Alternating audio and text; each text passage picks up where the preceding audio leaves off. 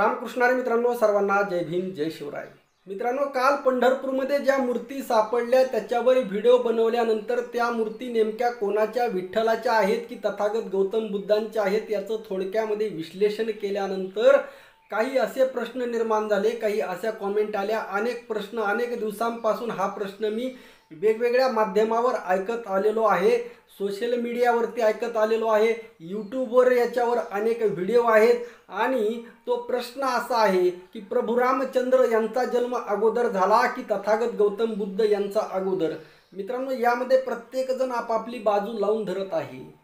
जे तथागत गौतम बुद्धांना मानतात ते तथागत गौतम बुद्धांची बाजू लावून धरतात, जे प्रभू रामचंद्रांना मानतात ते प्रभू रामचंद्राची बाजू लावून धरतात। आणि यामध्ये असा कुठेही मला समन्वय दिसत नाही, प्रत्येक जण आपापली बाजू लावून धरत आहे। परंतु या दोन्हीच्या पलीकडे यथार्थ काय आहे, वास्तव काय आहे, सत्य काय आहे हे मात्र कोणीही पाहायला तयार नाही। त्यामुळे मित्रांनो, या प्रश्नाचं उत्तर मला सुद्धा हा प्रश्न काल सुद्धा विचारण्यात आलेला होता आणि त्यामुळे याचं एकदम परफेक्ट उत्तर मी तुम्हाला या व्हिडिओमध्ये देणार आहे। त्यामुळे व्हिडिओ पूर्ण पहा, म्हणजे तुमच्या पूर्ण विषय लक्षात येईल। मित्रांनो, तथागत गौतम बुद्धांना मानणारा वर्ग हा संपूर्ण भारत देशामध्ये, नुसता भारतामध्येच नाही तर चीन, थायलंड, नेपाळ, श्रीलंका अशा अनेक देशामध्ये, पार America, African countries, European countries, संपूर्ण जगभर तथागत गौतम बुद्धांना मानणारा मोठा वर्ग आहे। आणि एवढंच नाही तर तथागत गौतम बुद्धांचा प्रभाव एवढा मोठा आहे, खास करून आपल्या भारतभूमीमध्ये आणि भारताचा जो पूर्वीचा भाग होता, बांगलादेश असेल, नेपाळ असेल, पाकिस्तान असेल, अफगाणिस्तान असेल, या सर्व भूभागामध्ये कुठेही जा तुम्हाला तथागत गौतम बुद्धांचं अस्तित्व मिळेल। इतका बुद्ध खोलवर या मातीमध्ये पसरलेला आहे, रुजलेला आहे। जसा एखादा मोठा वटवृक्ष असतो आणि त्या वटवृक्षाची पाळे मुळे एकदम अशी खोलवर चहूकडे गेलेली असतात, तसं या भारतभूमीमध्ये पार नेपाळपासून कन्याकुमारी, श्रीलंकेपर्यंत, इकडं अफगाणिस्तानपासून इकडं पार बांगलादेश, म्यानमार आणि त्याच्याही पलीकडे पार इतका मोठा हा वटवृक्ष रुजलेला आहे। असा सांस्कृतिक, ऐतिहासिक असा संपन्न वारसा तथागत गौतम बुद्धांचा आहे। आणि त्याच तुलनेमध्ये जर आपण प्रभू रामचंद्राकडे पाहिलं तर प्रभू रामचंद्राचं सुद्धा अस्तित्व तुम्हाला या भारतभूमीमध्ये प्रत्येक कणाकणामध्ये पाहायला भेटेल। प्रभू रामचंद्राचा सुद्धा वटवृक्ष त्याच पद्धतीने या मातीमध्ये रुजलेला आहे। मित्रांनो, हे लक्षात घेणं गरजेचं आहे।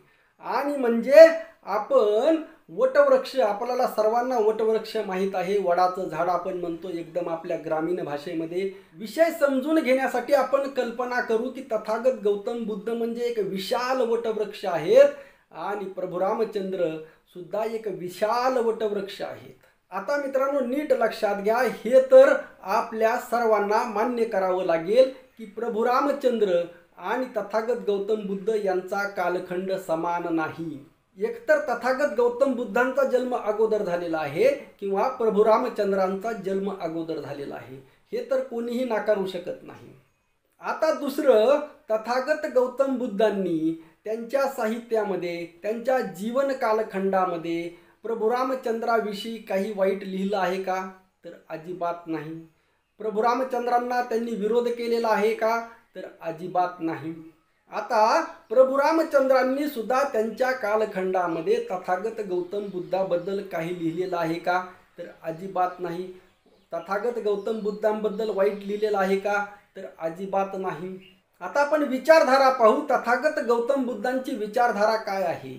तथागत गौतम बुद्धांची विचारधारा आहे स्वयंप्रकाशित व्हा, स्वतः विचार करा, कोणतीही गोष्ट कोणीही सांगितली म्हणून विश्वास ठेवू नका, स्वतःच्या बुद्धीचा वापर करा, तर्क वापर करा। मी जरी तुम्हाला सांगितलं तरी सुद्धा माझ्यावर विश्वास ठेवू नका, स्वतःची बुद्धी वापरा आणि त्या बुद्धीवर ते तपासा, हे खरं आहे का, खोटं आहे का, ते बुद्धीला पटणारं आहे का, तर्कसंगत आहे का, या सर्व गोष्टींचा विचार करणं अत्यंत गरजेचं आहे। आणि हे तत्वज्ञान आहे तथागत गौतम बुद्धांचं। त्यानंतर तथागत गौतम बुद्धांनी जे वेगवेगळे संदेश दिले, मंगलसूत्र आहे, कशामध्ये मंगल आहे, कशामध्ये अमंगल आहे, दुःख काय आहे, दुःखाचं कारण काय आहे, दुःखाचं निवारण काय आहे, अष्टांग मार्ग काय आहे, असे वेगवेगळे उपदेश त्यांनी दिले. परंतु मूळ आणि सर्वात महत्त्वाचा उपदेश म्हणजे तुमच्या बुद्धीचा वापर करा. म्हणजे एक असं परफेक्ट तत्वज्ञान जागतिक लेवलचं देण्याचं काम तथागत गौतम बुद्धांनी दिलेलं आहे, केलेलं आहे.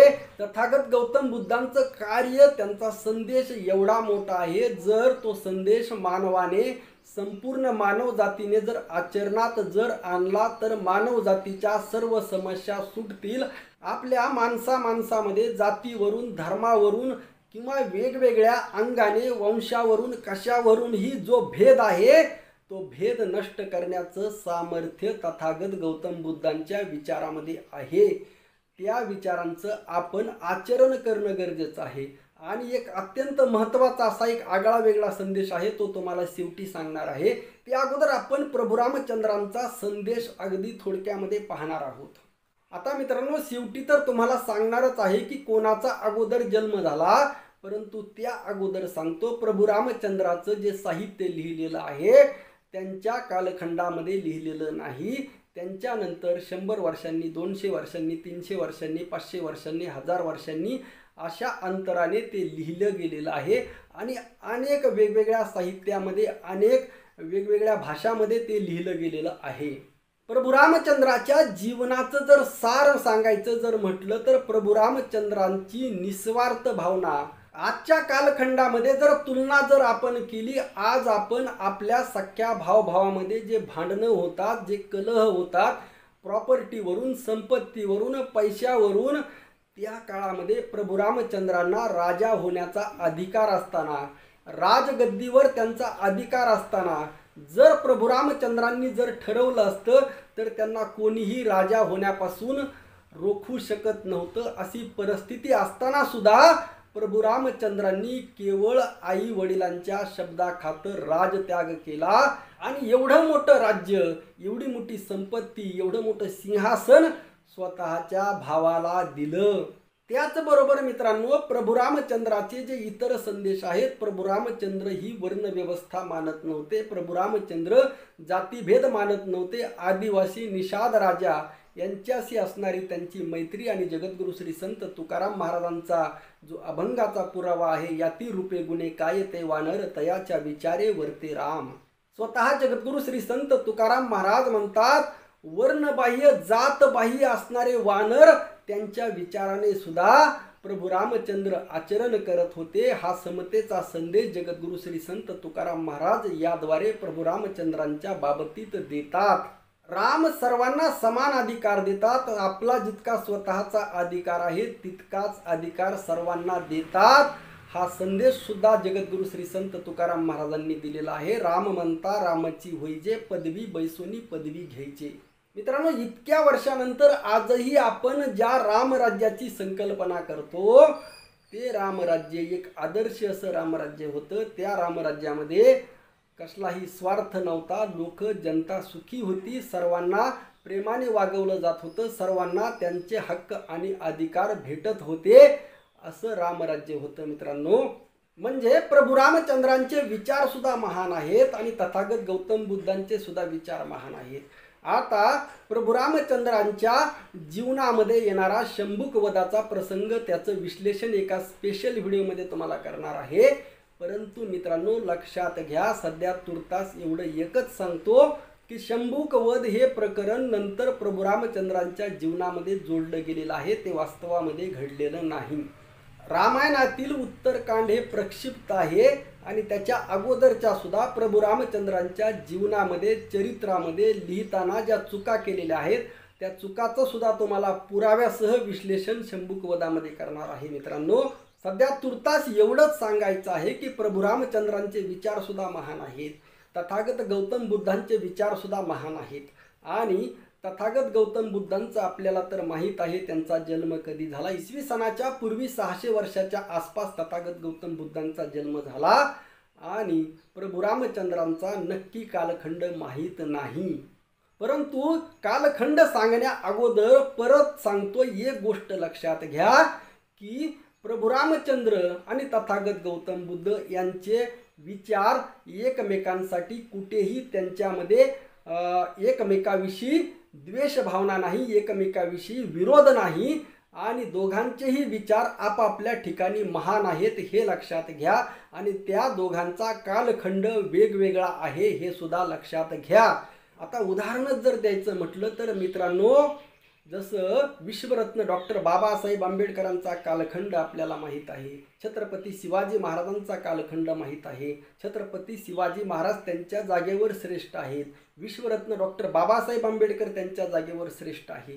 कोण अगोदर जन्माला कोण नंतर जन्माला यावरून कोणी श्रेष्ठ ठरत नाही किंवा यावरून कोणी कनिष्ठ ठरत नाही। किंवा महात्मा फुलेंचा कालखंड आपल्याला माहीत आहे, राजर्षी छत्रपती शाहू महाराजांचा कालखंड आपल्याला माहीत आहे। महात्मा फुले अगोदर जन्मले, शाहू महाराज नंतर जन्मले, म्हणजे कोण नंतर जन्मलं कोण अगोदर जन्मलं यावरून त्यांचं मूल्यमापन होऊ शकत नाही। दोघेही आपापल्या जागी श्रेष्ठ आहेत। अगदी त्याच पद्धतीने तथागत गौतम बुद्ध त्यांच्या जागेवर श्रेष्ठ आहेत, प्रभू रामचंद्र त्यांच्या जागेवर श्रेष्ठ आहेत। परंतु मित्रांनो, एकंदर जर सांस्कृतिक इतिहास जर पाहिला, आणि हा व्हिडिओ मी तुम्हाला काही मला वाटलं म्हणून तुम्हाला सांगत नाही, अनेक अभ्यासकांच्या आधारे मी तुम्हाला बोलत आहे। त्यामध्ये प्रमुख नाव आहे डॉक्टर आह साळुंखे किंवा असे अनेक संशोधक आहेत, त्यांच्या आधारे बोलत आहे। आणि त्या पद्धतीने जर बोलायचं म्हटलं तर प्रभू रामचंद्राचं चरित्र बौद्ध साहित्यामध्ये दशरथ जातक कथेमधून येतं किंवा जैन रामायण सुद्धा आहे। असे वेगवेगळे रामायण आहेत मित्रांनो, आणि अशा वेगवेगळ्या अनेक कथा आहेत। या सर्व कथांचा जर संदर्भ घेतला तर आपल्या अगदी सहज लक्षात येतं की प्रभू रामचंद्रांचा कालखंड तथागत गौतम बुद्धांच्या अगोदर 500 ते 1000 वर्षांच्या आसपास असावा। जरी प्रभू रामचंद्रांचा जन्म तथागत गौतम बुद्धांच्या अगोदर झालेला असला तरी मी तुम्हाला सांगितलं आहे की प्रभू रामचंद्र हे सुद्धा मानवच होते, माणूस म्हणून जन्मले, राजा होते, राजपुत्र होते, आणि तथागत गौतम बुद्ध सुद्धा माणूस होते, राजा होते, राजपुत्र होते। आणि तुम्हाला अगोदरच सांगितलं की कोण अगोदर जन्मला कोण नंतर जन्मला यावरून श्रेष्ठत्व ठरत नाही। त्यामुळे हा जो वाद आहे तो अगदी विनाकारण वाद आहे, या वादाला कसलाही काहीही अर्थ नाही हे लक्षात घ्या। आणि मित्रांनो, हे मी केवळ मोबाईलवर यूट्यूबवरचं ज्ञान सांगत नाही, मी अनेक पुस्तके वाचलेली आहेत, त्याच्या आधारे अगदी सोप्या भाषेमध्ये सर्वांना समजावं या दृष्टिकोनातून सांगत आहे। आपलं सर्वांचं यावरचं यापेक्षा वेगळं मत असू शकतं। रामकृष्ण हरी, जय जगद्गुरु, जय शिवराय, जय भीम।